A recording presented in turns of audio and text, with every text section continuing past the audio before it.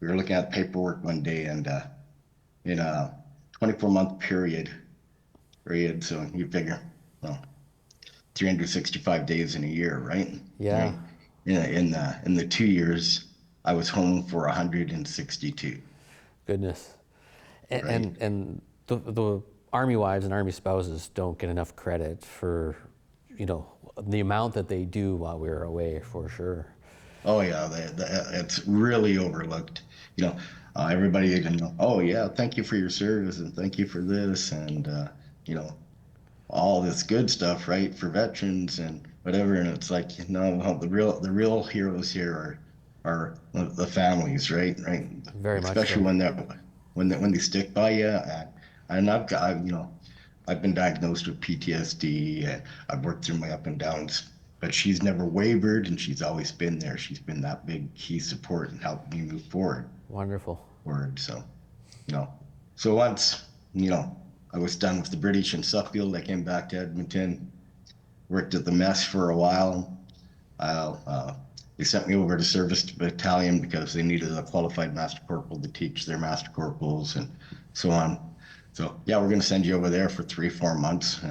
2 years later, I'm still at service battalion, but I was starting the transition out. I was getting medically released due to my PTSD. I had a pacemaker incident in 2012 that peaked me big time. Right. And so uh, nothing wrong with the heart at that time. It was something they said you probably had as a kid, and it just showed up out of the blue. And here you Okay. go, have a pacemaker, right? Yeah. Right. So once I left the military, I was medically released in 2015. And I was well, before I got released in 2014, I started with my truck. Yes. Okay, so I was looking for a way to kind of like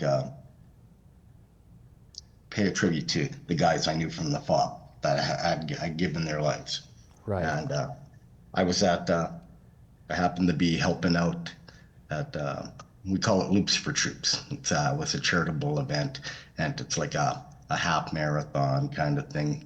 But you Okay. can walk, run at your own pace. People get pledges, whatever, right? Right. Right.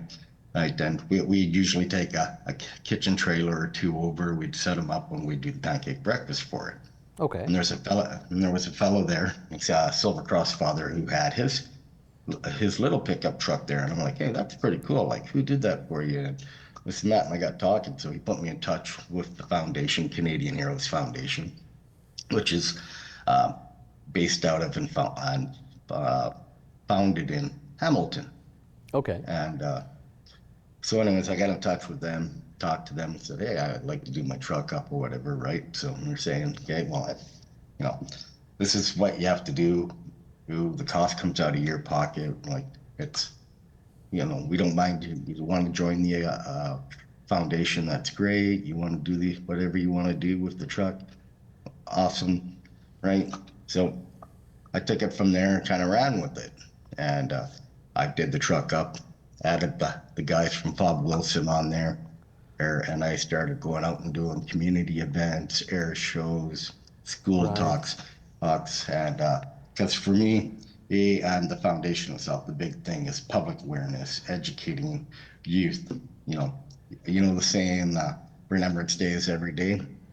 Well, this is hammering Right. that message home to the youth, so they understand the meaning of sacrifice, Yep. ice, and so on. And it's great. Like I go into schools and stuff, and I talk and that, and I can take it right back. Like I've got a great uncle who lost his life in 1916 at Mount Sorel, Okay. right?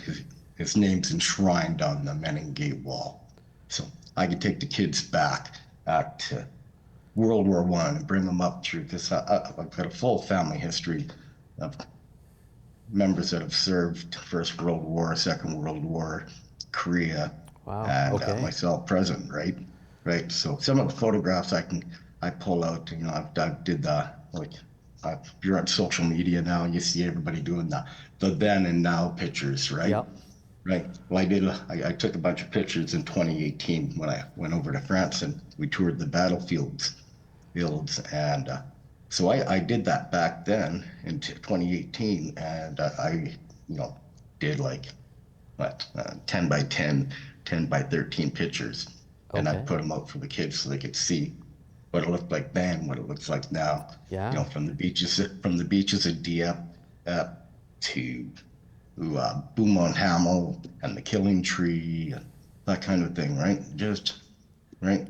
So Right. that's the big thing I do now, and I do probably anywhere between 6 to 15 events throughout the summer months. Yeah. And Right. then November, of course, I do about 10 and 12 school talks Okay. within that week, the week of remembrance, right?